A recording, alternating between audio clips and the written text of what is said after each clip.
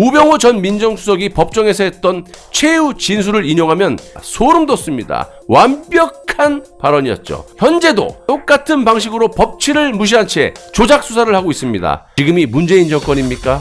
문재인은 아주 태평하게 대한민국에서 가장 안전한 보호를 받으면서 정치를 뒷공문에서 하고 자빠졌습니다. 이게 정상입니까? 반갑습니다. 빵식입니다. 박근혜 대통령의 불법 탄핵이 벌써 6년, 7년째 접어들고 있는 가운데 국민들이 몰랐던 당시 조작 증거들이 무더기로 쏟아져 나오면서 현직 대통령을 탄핵, 구속을 시키기 위해 조작에 가담했던 인간들의 자백이 임박해졌습니다. 탄핵은 크게 두 가지로 K미르스포츠재단 출연금 뇌물죄와 국정농단 태블릿 조작인데요. 그 중에서도 최순실과 박근혜 대통령을 국정농단으로 엮기 위해 도구로 쓰여졌던 스모킹 건으로 사용됐던 태블릿 조작이 필적 감정 그리고 디지털 포렌식 등으로 100% 밝혀진 가운데 이 사건에 직간접적으로 관련되어 있는 탄핵 주범들이 더 이상 버티지 못하고 자백을 할 조짐들이 여기저기서 보이고 있는 것도 현실입니다. 그래서 이번 시간에는 과연 최순실과 박근혜 대통령이 국정농단을 저질렀었는지 아니면 어떤 세력에 의해서 철저하게 기획이 되었었던 건지를 우리 국민들께서 아셔야 한다는 겁니다. 그래서 2017년 당시 어떤 일이 벌어졌었는지를 알아보도록 하겠습니다.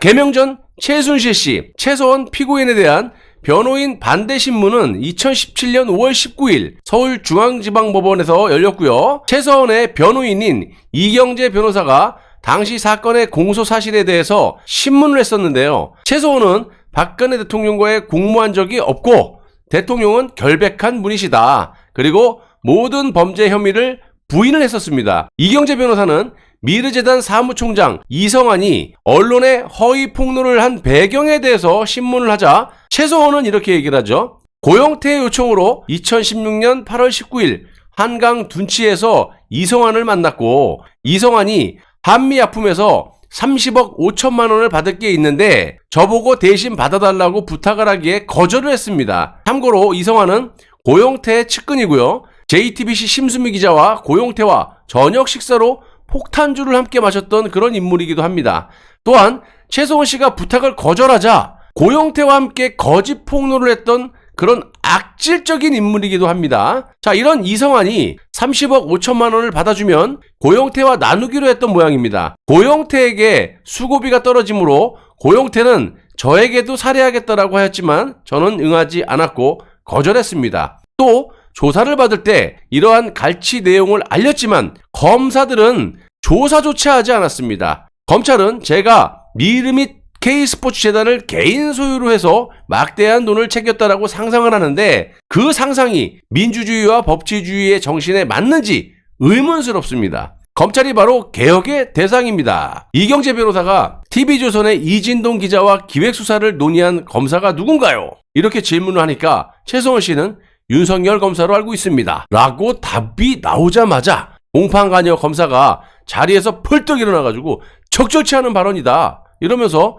최서원의 말을 잘라버렸고 그럼에도 불구하고 최서원은 근거가 있다면서 발언을 계속하려고 했지만 이번에는 재판장이 직접 나서서 최서원의 발언을 단칼에 제지했다라는 겁니다. 자, 여러분 이것만 보시더라도 당시 검찰과 법원은 한 몸이라고 볼 수가 있는 거 아니겠습니까? 여기서부터는 여러분 더 황당한 일이 벌어집니다. 2016년 12월 28일 서울구치소에서 있었던 국회 청문회 상황을 물어보자 최서원은 충격적인 답변을 하게 됩니다. 법원에서 저에 대해 변호인 외에 접견 금지 명령을 내렸음에도 불구하고 더불어민주당 박영선 의원이 제가 수감 중인 방 앞에 서서 발로 문을 걷어차면서 위협하는 바람에 어쩔 수 없이 국회의원들을 만나게 됐습니다. 특히 안민석 의원이 저보고 린다 김을 아느냐라고 묻기에 모른다고 했더니 당신이 린다 김과 같이 무기상을 했다는 사실을 알고 있다라면서 있지도 않은 허위 사실을 계속해서 추궁하기에 절대로 그런 일이 없다고 분명하게 말해 주었습니다. 아니 그랬더만 안민석 의원이 저에게 당신은 무기징역을 살아야 된다고 하면서 비아냥을 댔고 또 신자용 검사는 저에게 3족을 멸하겠다라고 포관한 사람이고 고용권 검사는 저에게 박근혜 대통령과 경제 공동체 관계임을 인정하라고 윽박까지 지른 사람입니다. 자, 여러분들도 들어보셨다시피 검찰과 특검의 매서운 추궁에도 불구하고 최서원 씨는 조목조목 해명을 하면서 되려 신문하는 검사들을 난처하게 만드는 모습을 느끼셨을 겁니다. 거짓이 아닌 진실이기에 가능했던 그런 상황이고요. 우리가 여기서 반드시 짚고 넘어가야 할 점은 당시 법정에는요 50여 명 정도의 기자들이 있었는데 이런 황당한 광경을 두 눈으로 목격을 하고도 또 두 귀로 들었으면서도 단 한 줄의 보도를 하지 않았다는 겁니다. 허위 사실을 유포한 장본인들이 바로 자신들이었기 때문에 진실을 은폐하기 급급했던 것이고 당연히 기자들과 언론사가 썩어 문드러졌기 때문에 국민들 대다수는 법정에서 있었던 황당한 일들을 모를 수밖에 없었던 겁니다. 검찰과 법원, 언론까지 완벽하게 한패거리였다는 것은 분명한 사실인 것이고요. 법원과 기성 언론사들은 최소원 사건을 국정농단이라고 떡하니 단정지어 붙여버렸습니다. 만약 이 이름대로라면 마치 최소원에 의한 국정농단이 있었다라는 인상을 주는 거예요. 그러나 수사와 재판 과정에서 확인된 사실들을 종합해보면 이 사건의 본질은 최소원에 의한 국정농단이 아니라 그 누군가가 최소원이 국정농단을 한 것처럼 가상의 사실을 꾸며낸 기획된 국정농단이라고 볼 수가 있는 것이에요. 검찰은 30만 장에 달하는 서류 뭉치로 박근혜 대통령을 거짓으로 묻어버렸던 겁니다. 또한 검찰은 박근혜 대통령을 엮기 위해서 거짓 진술을 만들어냈고 증거가 아닌 것을 증거로 둔갑을 시켰었습니다. 우병우 전 민정수석이 법정에서 했던 최후 진술을 인용하면 다음과 같습니다. 소름 돋습니다.